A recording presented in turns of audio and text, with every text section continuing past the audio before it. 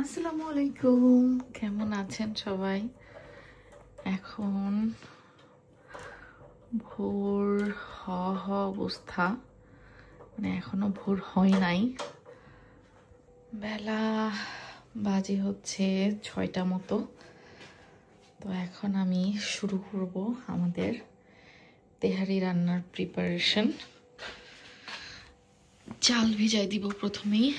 চালটা কিছুক্ষণ ভিজায় রাখলে ভালো হয়। এটা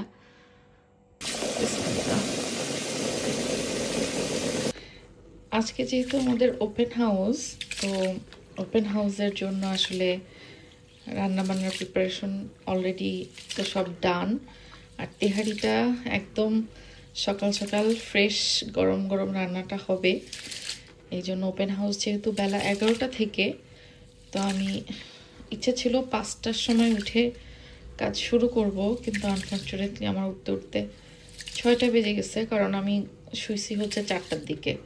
তো ভাবছিলাম 1 ঘন্টা ঘুমায়ে 5টায় উঠে পড়বো, কিন্তু পারি নাই।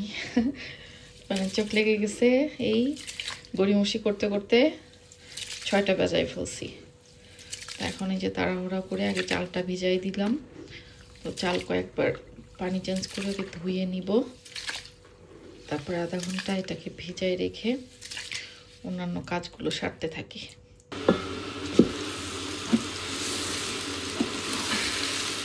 এবার চাল আমি পানি ঝরাই নিয়ে একটু ভালো মতো ভেজে নিব। রাইস কুকারে আসলে চাল ভাজা হয়, খুব ভালোই হয় এটা যদি কুকে দিয়ে করি, কিন্তু এই যে সময় বেশি লাগে, এই জন্যই আমার অনেক ভোরবেলা উঠে আজকের এই প্রিপারেশন শুরু করছি।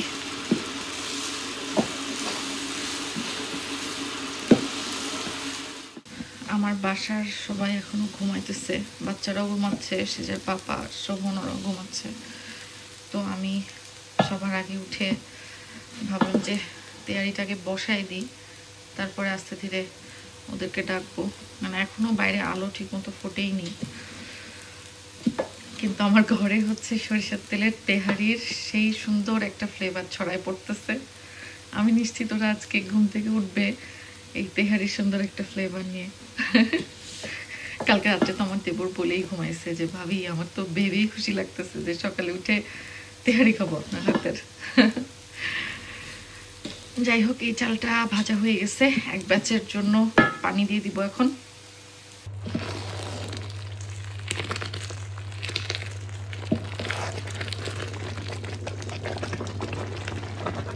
এই যে আমার ধোয়া ওঠা এক ব্যাচ তেহারি রেডি অলরেডি। এখন এটাকে একটু ঠান্ডা করে নিব, তারপরে বক্সিং হবে।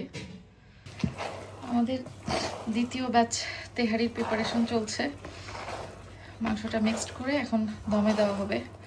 প্রথম ব্যাচ তো অলরেডি নামিয়ে ফেলছি।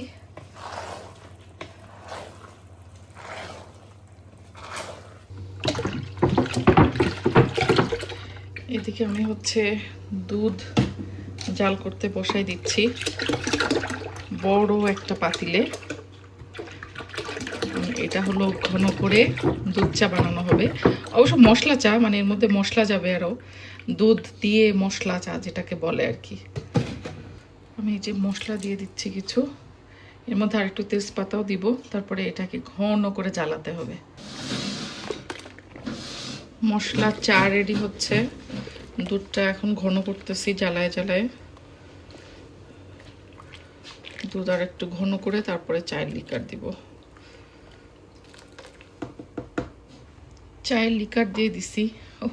আমাকে এর আগের কোনো ভিডিওতে আপুরা কিছু আপুরা কমেন্ট করছিলেন যে আপু চায়ের মধ্যে এগুলো কি দেন, এই কি ভেসে ভেসে বেড়াই, বোঝা যায় না, দেখে মনে হয় কোনো পিঠা টাঠে টাইপের, পিঠা বলি কিছু টাইপের।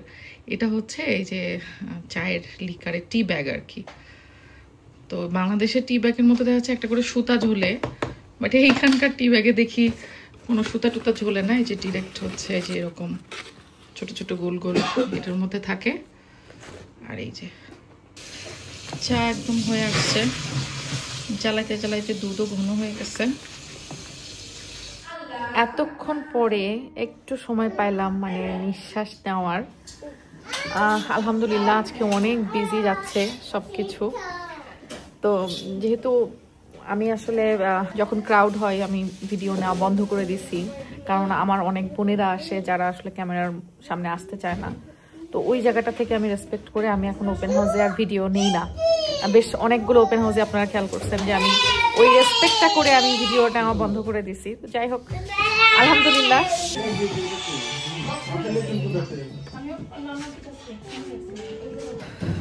আলহামদুলিল্লাহ, তো আমাদের ওপেন হাউসটা শেষ করলাম। এখানকার সবকিছু ক্লিনও করলাম। একেবারে তো ক্লিন না করে রেখে যাওয়া যায় না, অনেক মানুষজন এখানে আসে, তো সেগুলা সব গোছায় টোছায় এখন গাড়িতে আমরা ওঠাচ্ছি। আলহামদুলিল্লাহ, আজকে যারা যারা আসছিলেন থ্যাংক ইউ সো মাচ। আমি আসলে সবসময় বরাবরের মতো বলি যে আমি জান্নাত বৃষ্টি, আমি অনেক ক্ষুদ্র একটা মানুষ। আপনারা যে আমাকে ভালোবেসে হোক, আদর স্নেহ করে হোক, যেভাবে হোক আমার সাথে দেখা করার জন্য হলেও এত দূর দূরান্ত থেকে আসেন। জিনিসপত্র কেনা বা শপিং করা বা অন্য জিনিস সেটা আলাদা জিনিস, কারণ টু বি অনেস্ট আমার কাছ থেকে যে আপনাদের সবকিছু কিনতে হবে এরকমটা তো কোনো দরকার নাই, কারণ বাজারে হাজারটা জিনিস আছে। তারপরেও আমাকে ভালোবেসে যে আপনারা আসেন, এটা আমার জন্য আসলে অনেক। থ্যাংক ইউ যারা যারা আসতে পারছেন, অ্যান্ড থ্যাংক ইউ যারা আসতে পারেননি বাট আমাকে অনেকে কমেন্ট করছেন, মেসেজ করছেন, সবার প্রতি অশেষ কৃতজ্ঞতা। ওপেন হাউসটা বরাবরই আসলে আমার করা এই জন্যই থাকে যে আমার অনেক ভালোবাসার মানুষের সাথে দেখা হয়। আর বিজনেস বা টাকা পয়সা এটা আসলে আপেক্ষিক। তো বিজনেস তো অন্য অনেকভাবেই করা যায়, টাকা পয়সা ইনকাম অনেকভাবেই করা যায়, বাট কিছু কিছু ব্যাপার থাকে যেখানে আসলে মানে আবেগ বা অনুভূতি কাজ করে। সেই একটা জিনিস হচ্ছে এরকম একটা ওপেন হাউস বা গেট টুগেদার করা, যেখানে হয়তো আপনারা সবাই এসে আমার হাতে রান্না বান্না বা সব কিছু খাচ্ছেন বা শপিং করছেন আমার কাছ থেকে, সিয়ারা টক্সের জিনিসপত্র তো কেনাকাটা করছেন। আর আমার এখানে 2 পয়সা লাভ হচ্ছে, কিন্তু আমার সব থেকে বেশি লাভ কি হচ্ছে জানেন? আপনাদের প্রত্যেকের ভালোবাসাটা আমি সচক্ষে দেখতে পাই ওপেন হাউসে। নর্মালি অনলাইনে যখন আমি ভিডিও দিই বা অনলাইনে কমেন্টের আপনাদের সাথে কনভারসেশন হয়, আপনারা কমেন্ট করেন, তখন কিন্তু এই ভালোবাসাটা না আমি চোখে দেখতে পাই না। বাট ওপেন হাউস যখন লন্ডনে করি বা অন্য যেখানে করি, তো আপনারা যে কয়জন মানুষ হলেও আসতে পারেন, আমি ওই কয়জন মানুষের ভালোবাসা হলেও সচক্ষে দেখতে পারি, এটাই অনেক, আলহামদুলিল্লাহ। তো যাই হোক, ওপেন হাউসটা আজকের খুবই ভালো গেল। এখন বাইরের ওয়েদার আজকে অনেক খারাপ, অনেক খারাপ ওয়েদার ছিল। টু বি অনেস্ট, এত খারাপ ওয়েদারে ইউকেতে এখন এক্সট্রিম ঠান্ডা, বৃষ্টি, ঝড়, বাতাস সব কিছুর মধ্যেও অনেক আপু ভাইয়ারা এসেছেন। আর আমার সব থেকে ভালো লাগে হচ্ছে আমার ওপেন হাউসে ফ্যামিলি সহ সবাই আসেন, মানে ভাইয়া সহ আপু, বাচ্চা কাচ্চা সব কিছু সবাই মিলে, এই জিনিসটা আমার অনেক ভালো লাগে।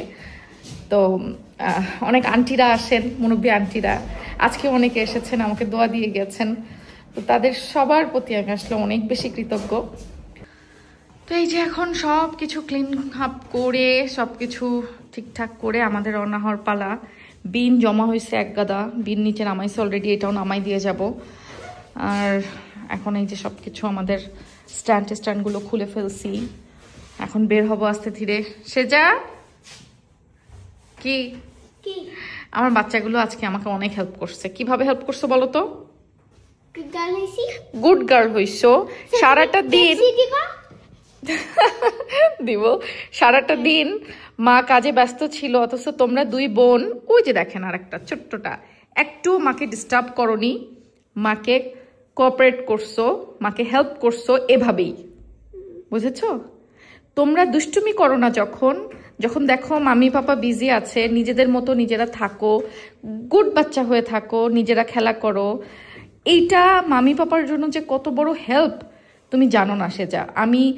আমি এবং তোমার বাবা, তোমার এবং সিয়ারার উপরে এই জন্য অনেক বেশি গ্রেটফুল যে মাশাল্লাহ আমার বাচ্চা দুটা অনেক হেল্পফুল। আর ওরা অনেক বোঝে যে ওর মা বাবা কাজে ব্যস্ত আছে বা মামি পাপার কখন কোন জিনিসটা মানে স্পেস দরকার, এটা আমার 2টা বাচ্চাই বোঝে মাশাল্লাহ। ওই যে কুটিটা দেখতে পাচ্ছেন, ও কিন্তু একা একা খেলা করে। হ্যাঁ, ওই দেখেন খেলা করতেছে, সে দরজা বন্ধ করছে আর খুলছে।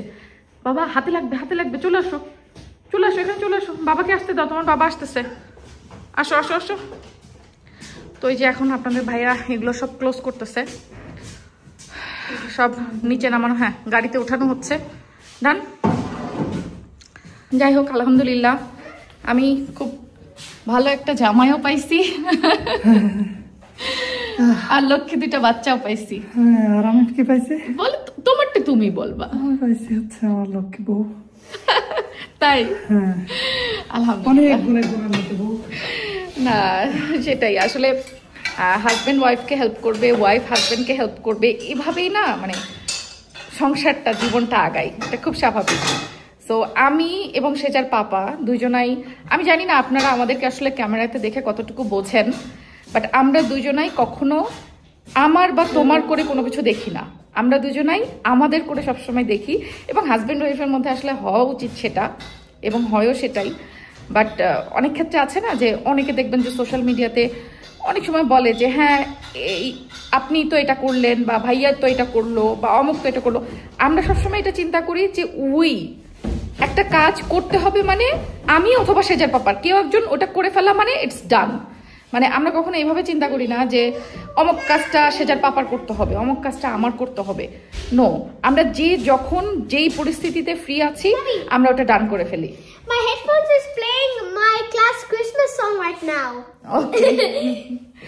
তো এইভাবেই আসলে আমাদের সংসারটা চলে। আর বিদেশ জীবনে টু বি অনেস্ট, এখানে দুইজন একাধারে কাজ না করলে জীবনটা চালানো অনেক কঠিন, বিশেষ করে আমাদের মতো যারা আমরা মধ্যবিত্ত ফ্যামিলি থেকে বা নিম্ন মধ্যবিত্ত ফ্যামিলি থেকে উঠে আসি। আমরা তো আসলে সোনার চামচ মুখে নিয়ে জন্মগ্রহণ করিনি। তো আমাদের জীবনটা এরকমই যে আমাদের সব কিছু পরিশ্রম করে অর্জন করতে হয়। তো পরিশ্রমের কোনো বিকল্প আসলে আমাদের কাছে নাই। আমরা অনেক বড়লোক ফ্যামিলিতে জন্মগ্রহণ যেহেতু করি নাই, তো আমরা না জীবনে বিলাসিতাটা অনেক কম দেখছি। এখন যেটা যতটুকু আল্লাহ আমাদেরকে দেয় আলহামদুলিল্লাহ, এটা আল্লাহর রহমত, পরিশ্রমের দ্বারা আল্লাহর কাছে চেয়ে অর্জন করতে হয়। তো এই যে কষ্ট করে কোনো কিছু অর্জন করার মধ্যে অনেক সুখ। আর আমি এবং সেজার পাপা দুজনে আমরা যতই পরিশ্রম করি না কেন কষ্ট হয়, অনেক কষ্ট হয়। আমার আজকেও হাত, এই শোল্ডার প্লাস আমার ব্যাক পেইন, আমার প্রচণ্ড মানে ব্যথায় পুরো শরীর জর্জরিত। আমি বাসায় যে একদম পড়ে যাব আমি জানি, বাট তারপরেও উই আর হ্যাপি আলহামদুলিল্লাহ, নাকি সেজার পাপা? আলহামদুলিল্লাহ। চলো।